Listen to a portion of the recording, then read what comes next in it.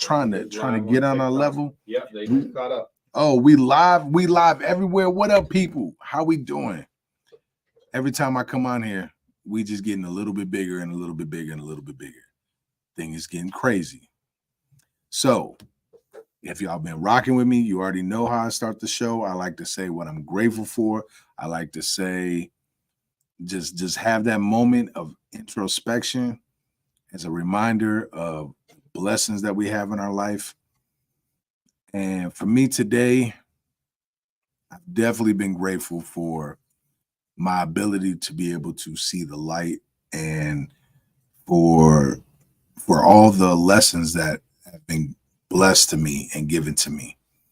Whether I deem the lessons good or bad back in the day, they were lessons nonetheless. And I'm extremely grateful for all those lessons, for everything that I've gone through in my life, because they've been giving me perspective on different points of views. So that's what I'm most grateful for, I can honestly say. So today's topic is, like all topics, they were connected. When I first started thinking about the topic, the first thing that came to mind is relationships. And let me just jump out the window and talk about relationships. And then I looked upon a post I posted and had it scheduled out for today that really like stuck out to me a little bit deeper. And I'm going to read it to you, right? So before I get into the quote that I put up, I'm going to read what I said. So, it took me so long to fully understand this quote below, because I always believed that I could achieve greatness by feeding off my darkness. I believed that the light would weaken my senses, weaken my instincts, and it would keep me from reaching greatness. I understand now that the lessons given to us that might bring about darkness were lessons that also allow us to see the brightest of lights. Here's the quote. Now, if some of y'all watch Coach Carter, you'll recognize this quote. And it's such a dope quote. And it took me so long to fully understand it, right? Our deepest fear is not that we are inadequate. Our deepest fear is that we are powerful beyond measure. It is our light, not our darkness, that most frightens us. We ask ourselves, who am I to be brilliant, gorgeous, talented, fabulous? Actually, who are you not to be? You are a child of God. Your playing small does not serve the world. There is nothing enlightened about shrinking so that other people won't feel insecure around you. You are meant to shine as children do. We were born to make manifest the glory of God that is within us. It's not just in some of us, it's in everyone. And as we let our own light shine, we unconsciously give other people permission to do the same. We are liberated by our own fear. Our presence automatically liberates others. Marianne Williamson. So that quote to me, that quote really speaks about a deeper thing within most of us. And right now we're moving into I would say my busiest time of the year as far as fighters, because it's not just one or two fighters I'm getting ready. I'm getting like almost 10 fighters ready for a big weekend of fights. And it's crazy. And out of all of them, I can honestly say only two of them are comfortable within their own skin. And it's hard to fight when you're not okay being who you are meant to be. And so many people talk about, well, I just want to be humble and I just want to be this. And everything in society says, don't brag about who you are. And it's not about bragging to me. It's about being okay with who you are. It's okay to want to be great. It's okay to be great. And so many people will push us down and then say, oh, we're just trying to keep the ego in check and we're just trying to keep you humble and we're just trying to be real with you. The thing is that if you're only pointing out the things I'm doing wrong, that's not being real with me. Are you pointing out all the good things I'm doing as well? And even when we think about ourselves, are we pointing out all the good things that we do?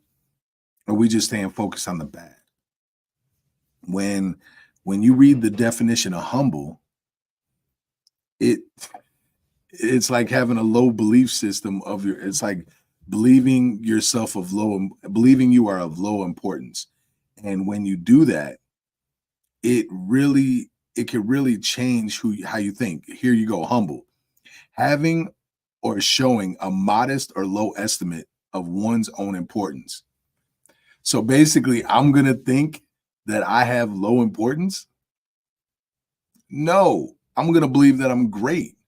And I'm going to believe that I'm destined for even more greatness. Now, that doesn't mean that I'm not going to work towards that. That's not going to mean that I'm just going to sit back and not make anything happen for myself. It just means that I believe I'm great. I believe I'm destined for greatness. So let me go forward. When you read that quote, when you listen to this quote again, like a part that sticks out is right off the bat. Our deepest fear is not that we are inadequate. Our deepest fear is that we are powerful beyond measure. It is our light, not our darkness, that most frightens us. We are so afraid to be successful. We are afraid of success. And all I can think about is we are afraid to live up to who we're supposed to be. It's so much easier to not live up to that. It's so much easier to be quote unquote humble and think of ourselves as having low importance. Why? Why would we think of ourselves as having low importance? Why wouldn't we think that because we are God's children, we are meant for greatness, that we are destined for greatness, that we have greatness within us? Why wouldn't we do that? Hey, new here, and it's oh man, I appreciate that. So, like, anytime that you are afraid to reach out for something, it's overcoming that fear, right? It's overcoming that fear to be great, whatever that means to you. Being average is not living up to the potential, not living up to the standard that we were gifted with. Why wouldn't we live up to that potential?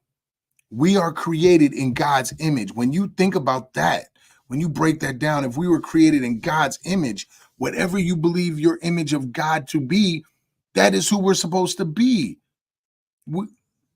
Really break that down and think about it. Our fear dictates us. Our fear dictates whether or not we can become that. If we don't face that fear, how can we become truly in God's image if we allow the fear to stop us from growing and becoming better? It's so crazy. We are so afraid to succeed because with success comes quote unquote pressure. We live life with this pressure already. Becoming successful honestly alleviates that pressure because we have to work so hard to be successful that we don't have time to recognize that pressure. We're just working hard, and no matter what, nothing's going to stop us. So we're going to keep working and keep working and keep working and keep working. And these are the conversations that I'm having. Oh, thank you so much. These are the conversations I'm having with my fighters right now. These are the conversations I have with my kids. It's like, are you doing the best you can right now? What do you think of yourself? The conversation, I just had my son write this out. Like, if you could picture yourself doing well in school, what does that look like to you? What grade would you get? And he said some B's and C's. And I'm like, okay, is that the greatest you think you could do? He said, well, I could probably have some A's in there. And it's like, great. So now he's got a picture in his head that we can start striving for next year when he starts high school. When I talk to my fighters, I had them write out their goals. Now I'm gonna see their goals this week, and I'm gonna ask them, what do you picture when it's all said and done? When these 4 months of training camp are done, right? So these 16 weeks, when these 16 weeks are done, what do you look like? Describe yourself. Does that description of yourself match your goals, right? Will your goals help you get to that point? And if the answer is no, then you got to redo those goals, right? Because you have this picture of what you believe you're going to look like. If your goals don't match that, then we're spinning the wheel. We're not going anywhere. then to reach those goals, what actions are you going to put in and do? So it's like, if you want to live up to your fullest potential and your greatness, it takes hard work, but it takes that belief in your own mind. And we are so quick to believe that we aren't meant to do shit. And then we look at the pain and the sorrows that we've gone through in life, and we look at it like, oh my God, this person did this and this person did that and this person did this, and we feed off of them. And I'm guilty of it too. I used to feed off the darkness so much. I would think, this is how I'm going to fight, this is how I'm going to do this, and it worked. It worked. And it worked for so long to feed off the darkness. And I've had some great successes feeding off the darkness. But the toll it took on me, and the carnage I inflicted on others is insane. Because when you feed off the darkness, you can go without eating, you can go without sleeping, you can go and you just do this, and you're pushing and you're pushing and you're pushing and you're pushing, and it's like it destroys your life. When you could feed off the light, oh my goodness, and feed off being positive, it's like a battery that never dies. It's like I wake up rejuvenated. I wake up feeling better about life. I can put a smile on my face more often. It's like I have more to live for. I have more to fight for. I have more reason to be successful and go out and get it because of the light, not because of the darkness. The darkness puts you in a corner where you feel like you're fighting because you're the only one.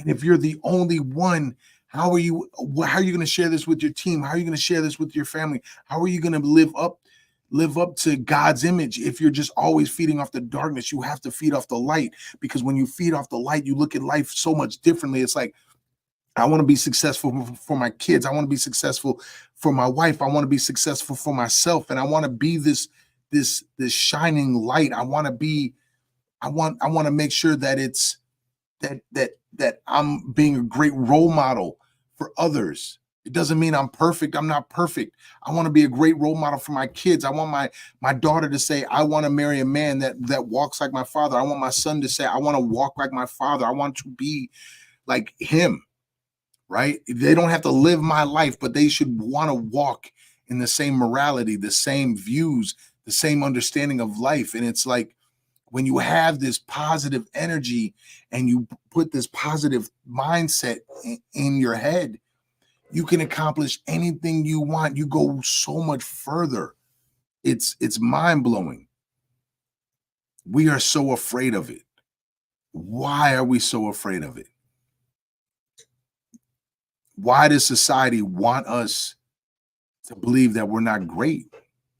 Why do we rip each other down so often? Why are we so quick to make ourselves look lower, not to cause harm to anyone else?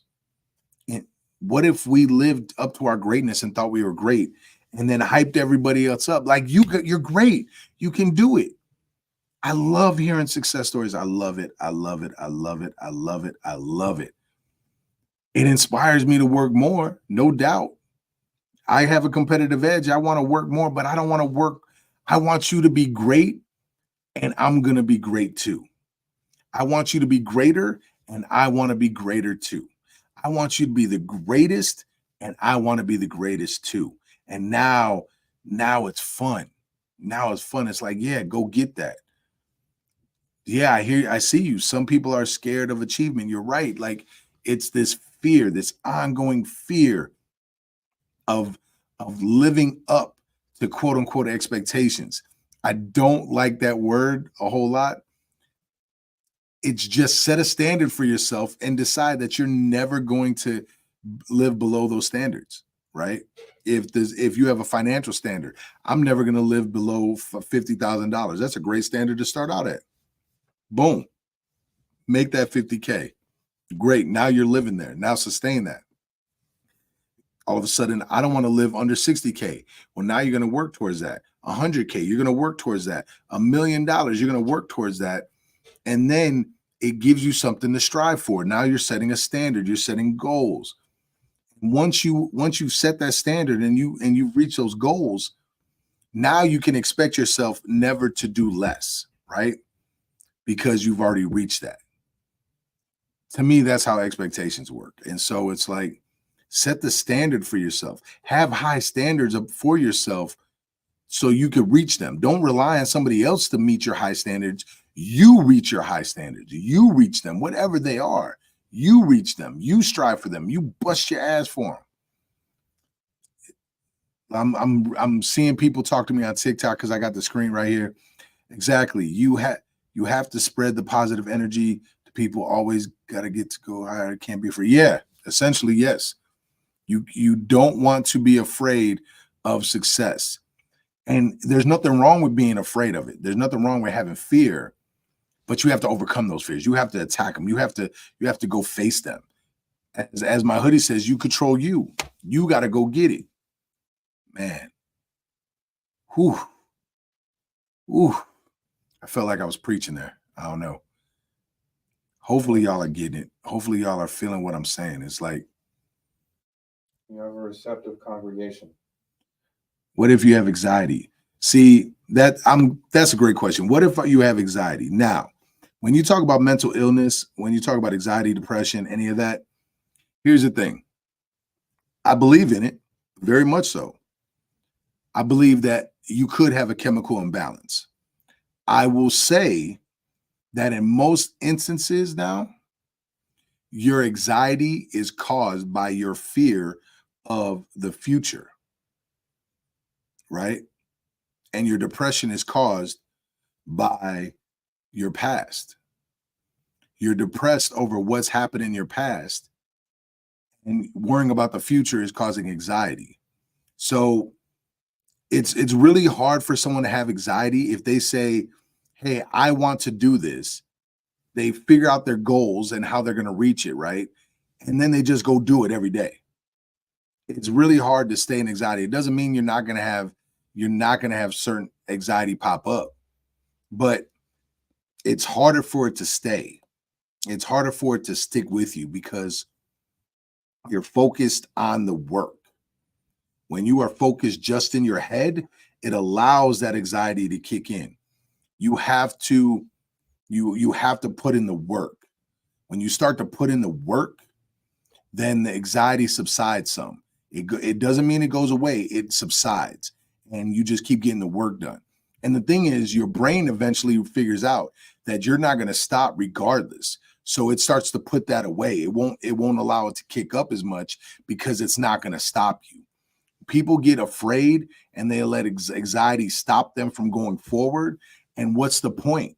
You wanted to do that.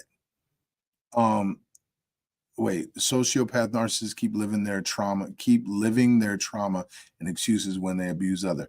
I mean, yeah, I would say lack of knowledge. A lot of people don't understand that they can move past it if they work hard to, because everybody in society is now saying, oh, do this and oh, do that, when the answer is just push through it. It's like since we were talking about Will Smith, I'll talk about this.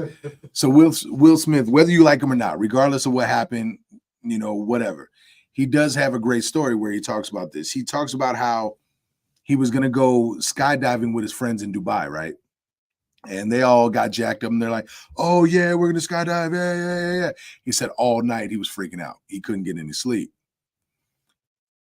He was like, man, maybe nobody show up. Well, they all showed up, and then they get on the plane and he's freaking out. And the skydiver says, hey, we're going to jump out at 3. But what they really do is they go 1, 2, and they jump, because on 3, everybody holds a side. So they've learned to just jump out at 2 and not give anybody a chance to grab. And he said he was screaming and it was losing his mind. But then all of a sudden he was like, oh, this is so awesome. Hey, there goes a birdie. There goes this. There goes that. And he said, I don't know. I was so worried that I couldn't get sleep. And I was so anxious and had all this anxiety, but I could have decided that I didn't want to do it. And that's basically what I'm saying is, like, you can make the choice not to do something if you don't feel it's right for you, or you could choose work and overcome those fears and go get it. And that anxiety will subside, right?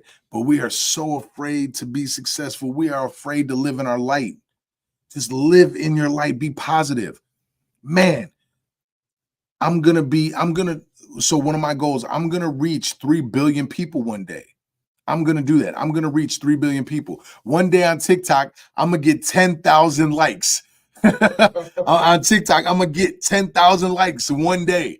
I'm going to hit that number and it's going to be ridiculous, right? And when I hit 10,000 likes, I'm going to mess around and then I'm going to get 20,000 likes and 30,000 likes. So it's going to grow. But the first thing is 10,000 likes, right?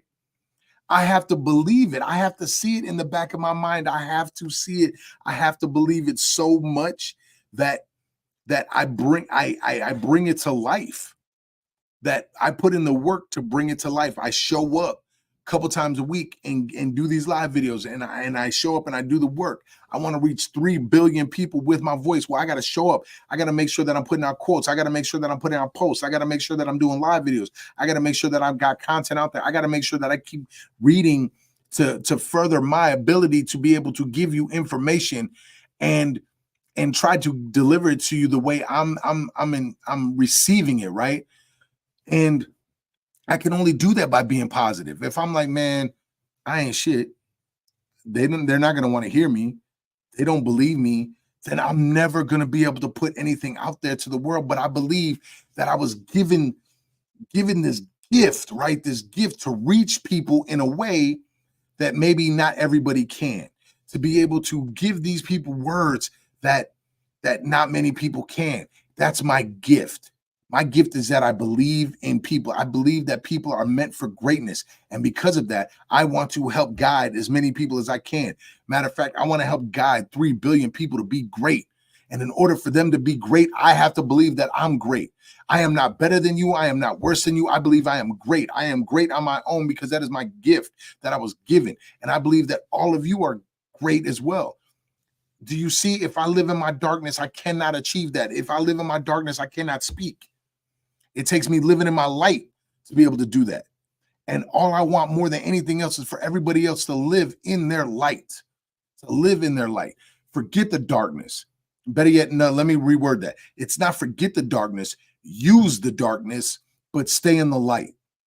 So any of my nerds out there, any of my nerds that love Star Wars, think about how powerful Darth Vader could have been, how powerful Anakin could have been if he used the light side and the dark side and combined them.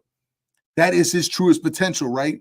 Our truest potential is realizing that the things that we went through, right, that caused the quote unquote trauma, that caused those emotional scars, that caused those mental scars, we can't get rid of them, right? But the things that they created within us, we can use. We understand when you go through it, we can understand the darkest of darkest times, but that allows us to see a bright light. And if we stay in that bright light, we can see the darkness within others and help them out. So I'm reading this. Yeah, I made it to part of Get After It. Oh man, thank you so much. Thank you. We're talking about God's influence, actually. So I left my job of 21 years for a better opportunity. Much harder job gives me anxiety. Then look, does that job, I would challenge you, does that job, right? The job you left for better opportunities, is it what you want to be doing, right? Does it fulfill you? Are you doing it in the service of others? And if it is, right, then why is it causing you anxiety? You're living your life. It's tougher, it's harder, but instead of looking at it like, oh my God, this is so hard, you could say, thank you. Thank you for this opportunity of giving me a job that challenges me in a different kind of way. Maybe it challenges you mentally. Maybe it challenges you physically. Be blessed for that. Be grateful for that. Because now you wake up inspired because like you got to work harder. You got to go get it more. So you overcome the dark to bask in the light all day long. But that doesn't mean the darkness goes away. Like I haven't forgotten that I was abused. I haven't forgotten that I was sexually assaulted. I haven't forgotten that I was called the N-word most of my life. I haven't forgotten that, right? I don't forget that, but I understand that I can tolerate more things than most people can every day. I know that I have a higher pain threshold. I have a higher emotional pain threshold. I know I have mental toughness beyond belief because of this. So because of that, it allows me more patience. It gives me the ability to give others grace. I can stay positive, right? That's what it's about. And so if you can stay positive within the darkness, it gives you a different kind of power. I will make you stronger. Use it. That's what I do. I mean, yes, as long as you're not just using the darkness. When I say use the darkness, I would say I'm going to be successful because of this, and because nobody supports me, because nobody's seeing my dream, nobody sees my vision. I'm still going to win. I'm going to win no matter what. And I don't need anybody. That's living within darkness, because that's not true. I'm grateful for these. I'm grateful for what happened to me. I'm grateful for the lessons that I learned. I'm grateful that some people are doubting me, because that's great. Cool. You're doubting me. You don't see the vision, but I also know I can't do it alone. I'm never alone. I first got God, and then I got family, and I got friends, right? And if I don't have family and friends, I have to start asking myself, am I alone because they excluded me, or am I alone because I excluded myself? Because I'm living in my darkness so much, right? There's a positive thing in everything, and I believe that I'm great, so let's get it. Man, if y'all got questions, let's get them. I don't know, is anybody interacting on the other social medias? Because if not, that's fine. But like, They're watching. Like if you have a question, please ask. If you have a situation that you've been through where now you've gone from the darkness to the light, it's like, it's such a big deal to me. It's such a big deal. When you apply that to relationships, since I wanted to rock the boat and talk about some crazy things in relationships, if you're in a relationship with someone and you believe you're great and you're living in the light, and they don't look at themselves like they're a positive person, a great person, if they are living in darkness, that is a very hard relationship to make happen, because you both are living in two sides of the world. But it doesn't mean that it can't happen. It means that you have to show patience and understand that this person is going through it, and you got to hold them down, right? You can't force them to see the light. You have to allow them to come to the light on their own. You're just there as a guide, and no matter what, because some of the dopest things that I've ever heard, again, I go back to Will Smith and Jay Shetty. People ask for love in the most messed up ways. People demand for you to love them in the most messed up, painful ways. When someone wants love, they've never experienced true love, they haven't experienced the light, they will do the most messed up things. I equate it to the little boy on the playground that pushes the girl down because he likes her. He doesn't know how to express himself. Or the little girl who throws stones at a boy or something when she likes him or something. It's like they don't know how to express themselves. Well, we're all adults. We should be able to express ourselves and be confident within our own selves, and that we know that we're great, that we can express ourselves. Have you heard of The Secret? You're going to have to be more specific, homie. Like, have you heard of The Secret? Is that a book? I'm going to say no. But it's really not that hard to live within your greatness. It's waking up every day and reminding yourself how great you are. Reminding yourself that you are powerful. They call them words of affirmation. I don't think that's all you should do. I think you should definitely say positive things to yourself. Go attack your goals and put in that work, and just keep working and keep going over and over.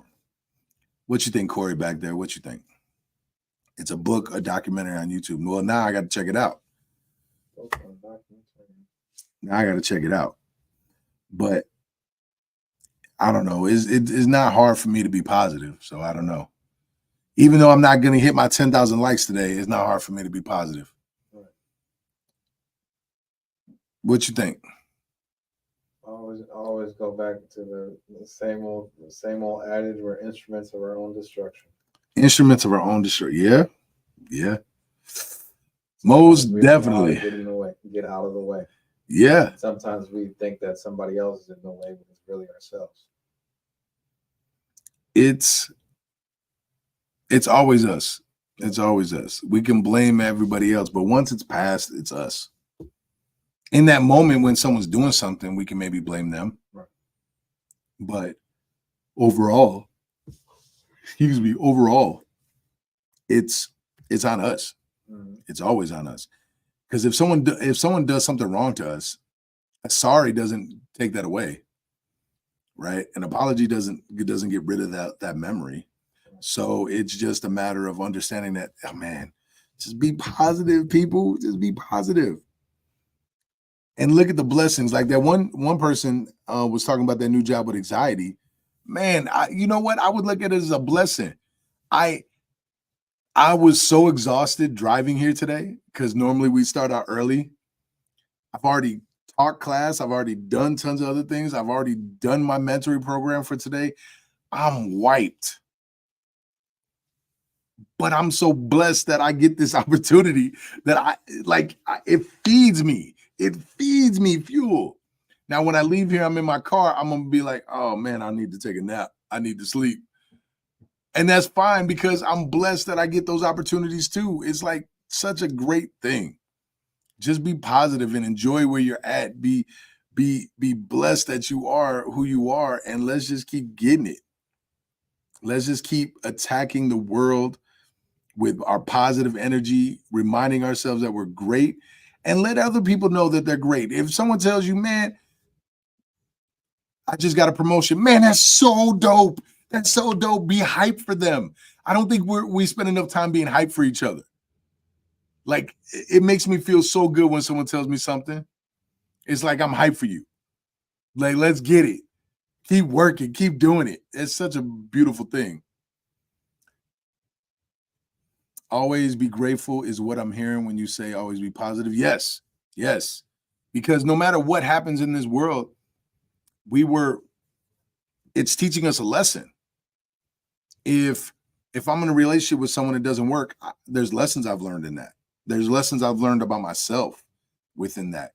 If someone passes away, I can appreciate the time I had with them and then think about the lessons that I've learned from them. I'm grateful for the time I had with them. So when people say have no attachments, I believe that's what they truly mean is enjoy the time you have with them. Understand that nothing is forever and it just keeps moving. Everything just keeps moving and evolving and you keep learning. So be grateful for all the lessons that are being provided to you. Where if you believe in God, and this is to everybody, if you believe in God, then you believe that we are never given more than we can handle. That's really simple then. We just got to keep pushing, be grateful, be positive, and life will sort itself out. Really simple. That's it. That's all I got. Books that I would say you could read: Jay Shetty, Think Like a Monk. Books by Bob Proctor, Napoleon Hill, Think and Grow Rich.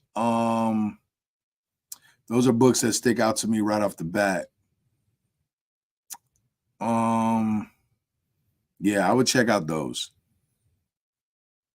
There's wait a minute, hold on. I could just do it this way. I'll pull out the Rolodex of books for y'all. The 7 Spiritual Laws of Success is a great book. It talks about being positive. A lot of these are a lot of leadership books, but like I said, Jay Shetty, Think Like a Monk. What else did I say? I don't remember the other books that I just mentioned. About Bob Proctor and then Bob Proctor and then Think and Grow Rich by Napoleon Hill. So those are the Bhagavad Gita. I can't say that word. I'm messing it up right now, but I've been sort of deep diving in that. That has to do with a little more Buddhism. So yeah, just check out some of these books if you're looking for some added thing. Somebody mentioned The Secret. It's a book, a documentary on YouTube. So I want to check that out. And yeah, let's keep it pushing. I'll see y'all Thursday. It is a later schedule for the next month. I'll probably be on at Thursday at around 12:30, 1 o'clock or so. So man, I love y'all. Keep doing your thing. Make sure you like, follow, subscribe, all that stuff. Hit me with questions and comments, man. I love y'all so much. Peace.